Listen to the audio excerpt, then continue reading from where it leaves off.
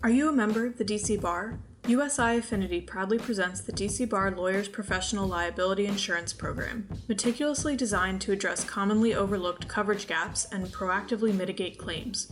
Enjoy a 5% Bar Association membership credit on your LPL premium for each attorney in your firm who is a DC Bar member.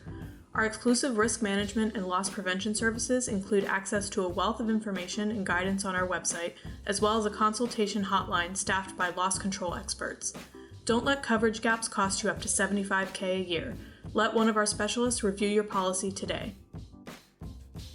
Greatness is in the little things, and LawPay helps ensure every detail is accounted for. Provides secure, flexible payment solutions while reducing administrative overhead and ensuring IOLTA compliance.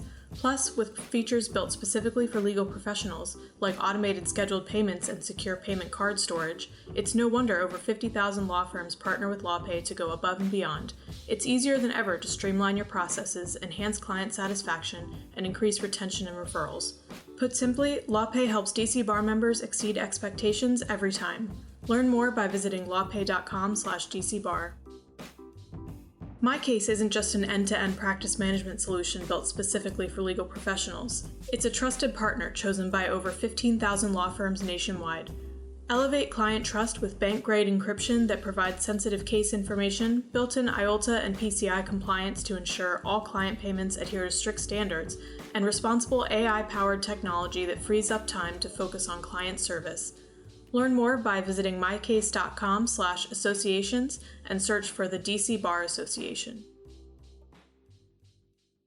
Welcome to Brief Encounters. My name is Valerie Mirko. I'm a partner at Armstrong, Teasdale, and I'm delighted to be introducing our inaugural episode of the Securities Regulation and Enforcement podcast series.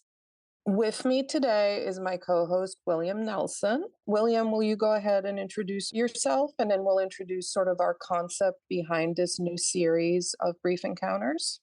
Yeah, absolutely. And thank you so much, Valerie. My name is William Nelson. I'm an Associate General Counsel at the Investment Advisor Association. We represent the interests of fiduciary investment advisors, have about 500 members, about 35 trillion assets under management, all the way from the global asset managers down to the, small 1 and 2 person advisory shops. And previously, I also served as a chief compliance officer for a registered investment advisor.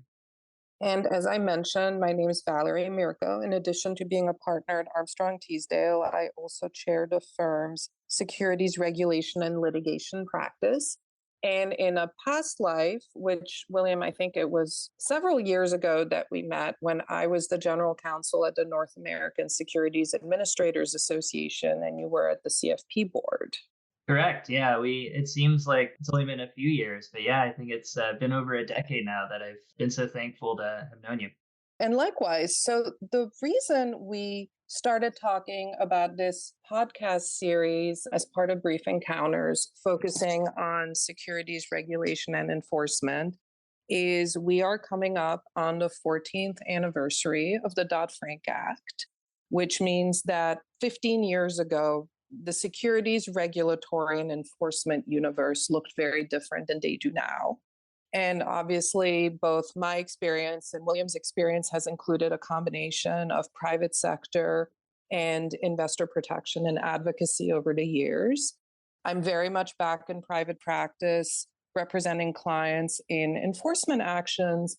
But I think the reality of the work that we do, William, whether it's in private practice, in industry associations, in investor protection focused associations, there is a lot of overlap in terms of the policy issues that are always top of mind. Yeah, absolutely. And I think you're absolutely right, Valerie, in that, all of these issues, do coincide, whether that's the regulatory landscape, the enforcement landscape. As I know we'll talk about some today. You have a very active securities regulator in the SEC. I think we'll have a good conversation today about just the kind of the current landscape that we're looking at. We're recording this in May of 2024. And I'm thinking back to 2010 when we were pretty much as an industry seeing Dodd-Frank wrap up and move towards signature later that summer.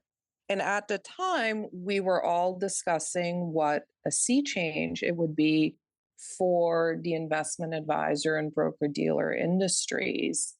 And it's notable, that we're coming up on 14 years from when Dodd-Frank was signed. There have been dozens of rulemaking at the SEC since, and we're just focusing on the SEC. Of course, there's been many other rulemakings at the CFTC and then within the banking and non-depository consumer protection regulators. There's been rulemakings and entire agencies stood up. But at this point, focusing on what the SEC has done, we've seen the end of Dodd-Frank rulemakings. There was a phase of several years where SEC chairs kept being asked in congressional testimony how Dodd-Frank rulemaking was going and when would it ever be finished. And it sort of has wrapped up, but we're moving into yet another, or we are in the middle of another really intense few years of SEC rulemaking and rules that are sea changes for parts of the industry. Yeah. And, I think that it's interesting because historically, we have seen after these financial crises, these regulators come out, Congress comes in, there's a big financial crisis, whether that's, the stock market crash back in the 20s, insider trading takeover craze in the 80s, Enron WorldCom that led to Sarbanes-Oxley, or even obviously, the collapses, Lehman, Bear Stearns, and Dodd-Frank. But we see this cycle, right? We have, this financial crisis, something really obviously bad happens. Congress comes in, has legislation that's meant to correct whatever flaws they believe led to the crisis. And then when the economy recovers, we do see these complaints of overregulation and leads to a rollback in regulation. But interestingly, we don't really have that right now. We haven't had, fingers crossed, thankfully, no kind of financial crisis. But I do feel like we're looking at this, what's been called a regulatory deluge. And it does impact a lot of industries. We could talk about the private fund industry, the private fund advisors rule, and a lot of market structure changes, even though it's not, directly impacting advisors, T+1, moving the whole structure of how trades are conducted. So I think that there is going to be a lot of major changes to the industry that are going to come out of these rulemakings. And William, to your point, what's interesting about this latest regulatory deluge is that it was not in response to any kind of specific crisis. It's almost felt like course correcting without necessarily a concrete reason. And I think that's been really tough on firms, whether they're broker-dealers or investment advisors or private fund advisors, because there's been this sense of every year there's an increased compliance burden, every year there's increased regulatory risk, and yet there is sort of no accelerating event that led us here. And, I look at private fund advisors, especially, 15 years ago, they were by and large fairly unregulated. And now not only are they registered for the most part as a result of Dodd-Frank, but they, as an industry, have undergone multiple sea changes in terms of additional regulatory mandates, going all the way to this new private funds rule, which has really made private fund advisor regulatory risk and compliance programs have to expand to be very similar to what, larger retail focused, even high net worth client focused registered investment advisors have always had to do. And that's a big change for the private fund advisor industry. Yeah, it's interesting because, I think that when the SEC looked and they provided the data, the private fund industry, I think it was 25, something like 25 trillion. I think they did look at it and said, hey, maybe they should be treated more similarly to those, registered investment advisors in the retail space, in the institutional high net worth space. So I think that we do see that merge happening. But what's also interesting is that I think that, even though we are, 14 years removed, the private fund advisor rule, there is that look back at Dodd-Frank and saying kind of where's the industry now versus where it was back in 2010. Another example is what used to be called the custody rule, now the safeguarding rule. which was Hmm. something that was in Dodd-Frank that gave the SEC, or that purports to give the SEC authority to engage in rulemaking over how those assets are being handled. So it is interesting. We're kind of so far removed from it, but they're still using that Dodd-Frank as that authority to move forward on some of these rulemakings. No, I think that's exactly right. And I do a lot of work with the custody rule and have for a long time, both representing clients in enforcement actions where the custody rule is involved and also working with them in preparation of SEC exams or within an SEC exam when questions come up. And I really find it fascinating when you look at the evolution of the custody rule. Let's not forget that before this latest set of amendments, which will rename it to the Safeguards Rule, but let's note these amendments have not yet been adopted. The last set of amendments was actually very much in parallel to Dodd-Frank hearings and the legislative process, because the last time the custody rule was opened was immediately after the Madoff fraud, which was at the end of '08, and the custody rule amendments were frankly accelerated by all measures of SEC process to really be done within right about the beginning and end of 2009. And were implemented pretty quickly in early 2010. I remember the implementation deadline was fast. And so that all occurred before even Dodd-Frank was finalized. And there was an additional grant of authority for the SEC to further amend the custody rule. But as you've pointed out, that has not occurred until recent years. In fact, IM staff really focused on providing more and more guidance around the custody rule over the last decade or so. Now, some of that will get rolled into what we now all have to get used to calling the new safeguards rule. But I think the safeguards rule goes far beyond, at least the proposal goes far beyond where the custody rule was ever conceived. So it'll be interesting to see what the final rule looks like. Yeah, I think we'd also agree with that, kind of the lengths it goes as far as the authority granted. But, I think to your point, Valerie, about guidance, interpretive issues, I think one thing we have seen over the last 5, 7, 10 years is that there has been a move, I think, to have more formalized rulemaking. So I think the marketing rule is a great example. You had no action guidance, you had interpretive releases, you had all the different ad hoc kind of guidance out there. And then the SEC came out with a new rulemaking, which basically, got rid of that guidance and said, hey, new rule, trying to clean this up. And I think, that's part of what's driving some of these other rulemakings as well. There has been, years and years of kind of ad hoc one-off guidance. And, we're always clear to say, look, no action guidance is wonderful, but it's not binding. I think Exactly. rely on it and the exams will look to it. But yeah, so I think there has been this move from, these older rulemakings just trying to tack on, guidance or updates and then, moving to more of a formal rulemaking process. And listen, I think there are a lot of benefits to codifying guidance. When I first started my career, and I was class of '05 in law school, so I've been doing this for almost 20 years.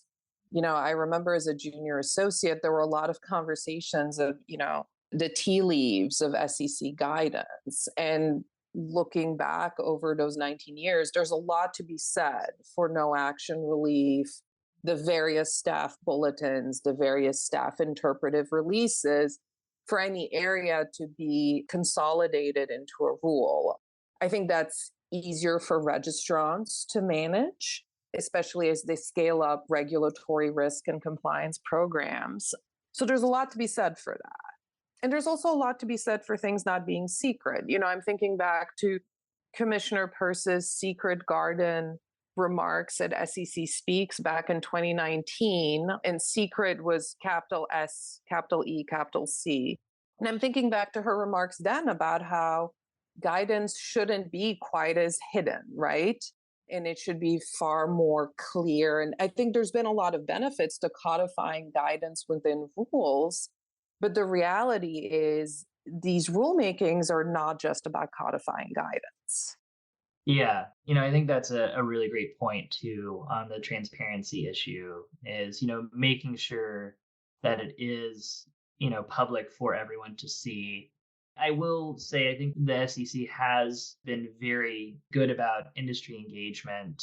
They do take the time to speak with us and other groups and investors. So I do applaud them for their efforts to be more transparent, engaged with the regulated community. I think one recent good example was more risk alerts, and especially the alert that talked about, hey, when we come in and do an examination of your firm, here's generally the questions we're going to ask. Here's generally the documents we're going to request. So I think this move to more transparency, I think, has been incredibly helpful to kind of prepare firms for what's coming next. I think that's exactly right. And, I'm remembering that Commissioner Peirce brought up the secret garden again at SEC Speaks just last month when she was talking about this practice of, quote, the maze of staff guidance that can serve to define practices across the securities industry. And I think and this is exactly right, she focuses very much on the importance of consistency and making sure that guidance does not, become inconsistent with plain reading of the rule book. So in that sense, codifying guidance is very helpful. Although in my experience, even when guidance is still at the no action letter or the interpretive release level, the staff is usually very forthcoming about having conversations about that. All of that said, I think increased transparency is always so important.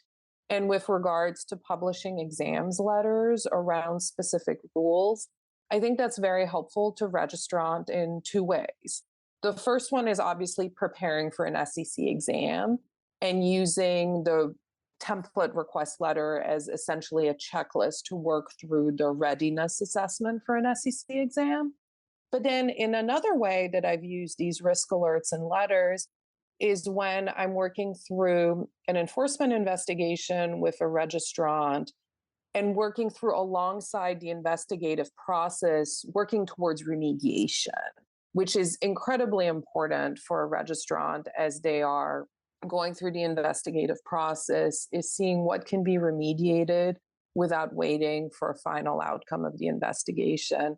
And that's another area where these risk alerts can be incredibly helpful, especially for, I'm not going to say small registrants, but I will say sort of smaller registrants who may not have a large panoply of industry resources, whether they are, may not have large in-house compliance departments, may not have large in-house legal departments, may not have, as many industry resources as some of the larger firms could have.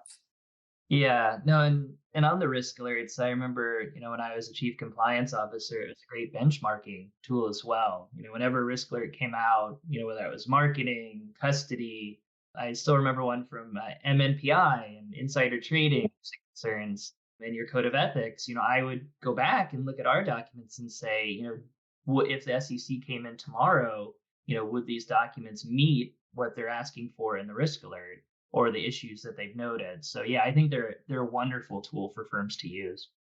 And, to bring it back to the purpose of the series, which is really to focus on securities regulation and enforcement trends and developments, we're really doing that through the lens of, coming out of 14 years after Dodd-Frank, how have things changed? How have they stayed the same? And, something that tends to keep me up at night with the current regulatory deluge is whenever I would talk about implementation with clients and sort of building out larger risk programs, the conversation is always around resources and number of people. And a couple of firms have said this to me in the last year, and that has really stayed with me. It's no longer the concern about getting enough headcount. It's also the concern about literally finding the talent to fill that headcount. And that was a real wake-up call for me when I look at, there are a lot of rules going through the SEC. There seem to be almost too many right now.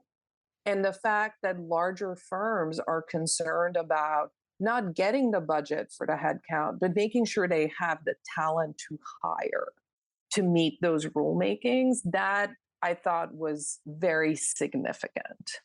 Yeah, absolutely. We've definitely heard the same concerns around talent and also technology and, having people that can use that technology. And I think that gets to your point about talent. But yeah, as far as, the current rulemaking landscape, one of the things we like to talk about is, what is the regulation? What is the problem you're trying to solve? Kind of this functional regulation.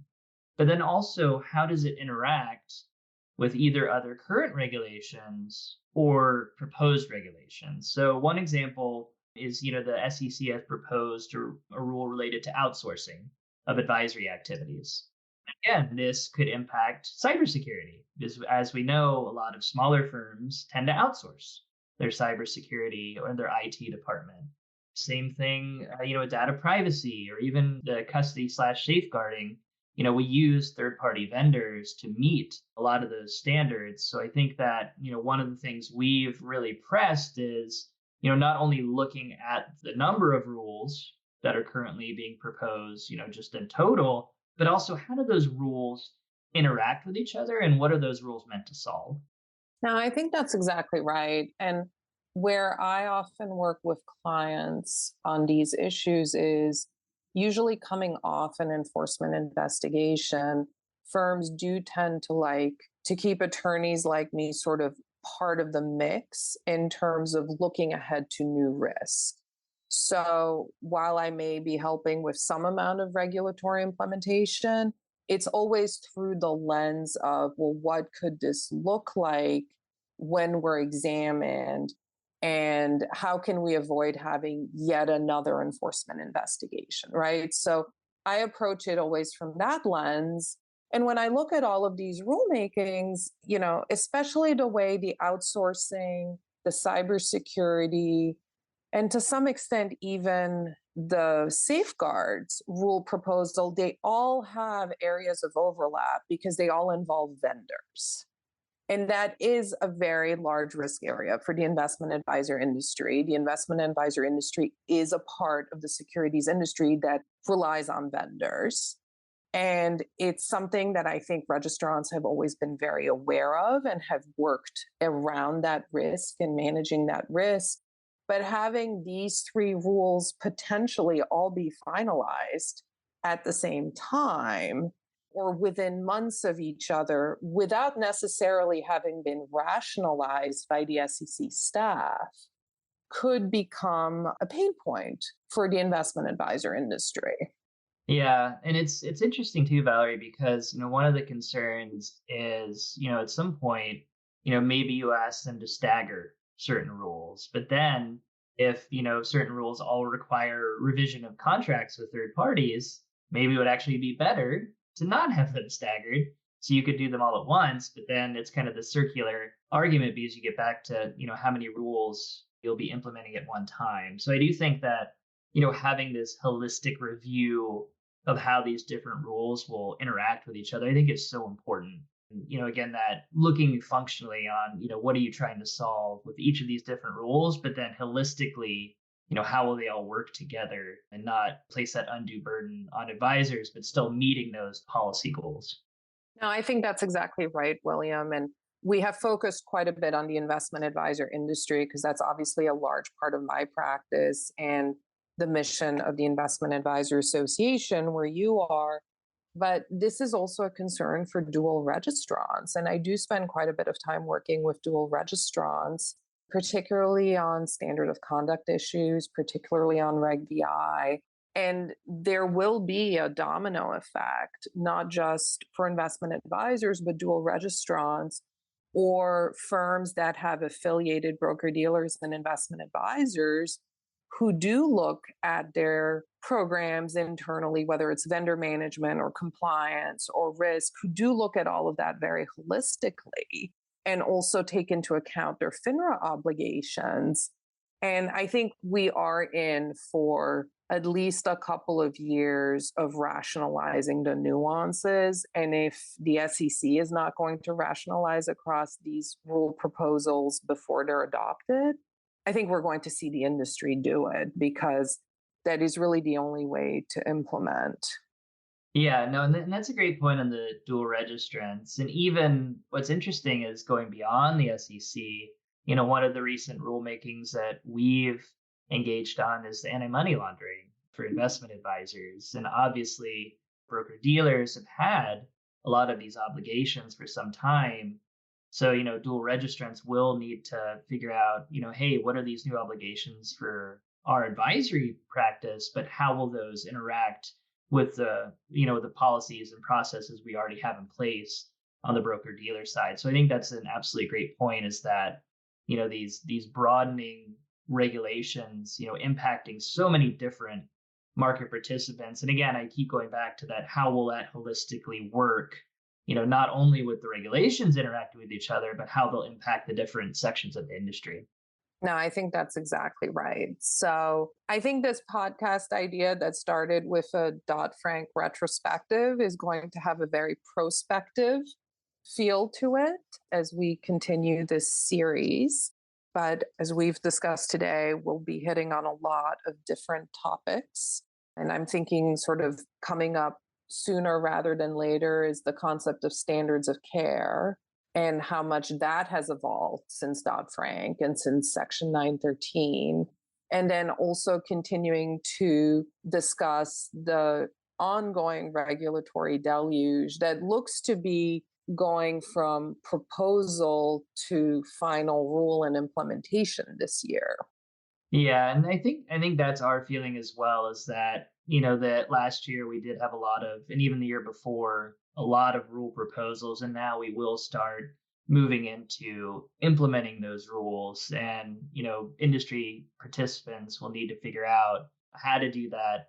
And I know, we've already kind of talked about issues with not only budget, but also talent, technology. I would have to guess one of our episodes will touch on artificial intelligence. I know that's been a real issue for a lot of our members, but just as a whole.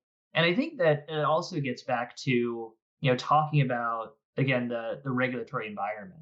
How can we ensure that we do have evergreen regulation that can keep up with technology? Because again, obviously we have had just, the technology leaps and bounds. I think, I saw a study just the other day that 90% of the world's data was created in just the last 2 years, which I think is just crazy, to be honest. So I think that, with this evolution in technology growing exponentially, as the regulators, but also as the industry, how can we approach it in a way where we are looking at serving our clients' best interests, but also, obviously using that technology to be more efficient?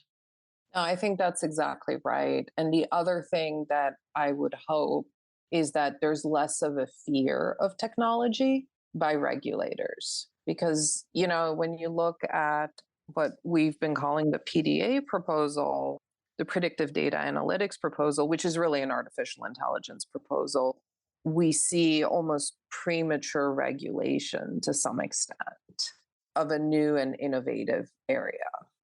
Yeah, and I think that's a great point. I think that whenever we get to that episode, I think we will delve into how can we educate the regulators, but also as the industry, not to be fearful, but at the same time implement. I know you've probably heard the term responsible AI. How can we use these types of technologies responsibly? One of the things I've heard before is you just kind of put your information into this magic box and it pops out an answer, but you don't really completely understand, how it came up with that answer. And I think that is going to be an interesting issue going forward, kind of looking at the regulatory environment through the lens of this, new and emerging technologies such as artificial intelligence, but also something that the regulators have been dealing with for several years in blockchain technology and cryptocurrencies. So, I think that, it's going to be interesting to see how this evolves over the next few years. And I think that'll be an interesting topic to discuss. I think that's exactly right, William. And I think just in this kickoff episode, we've probably generated another 8 to 10 potential episodes for the Securities Regulation and Enforcement series within Brief Encounters. So I look forward to revisiting all of those topics with you next time. Absolutely, I do as well. I think this is going to be a fantastic series, and I think we'll get to delve in deeply to a lot of these really, really interesting topics that are hopefully of interest to the audience. Absolutely. Well, till next time, thank you. This episode of Brief Encounters was brought to you in part by our sponsors, USI Affinity, LawPay, and MyCase. Learn more in the description below.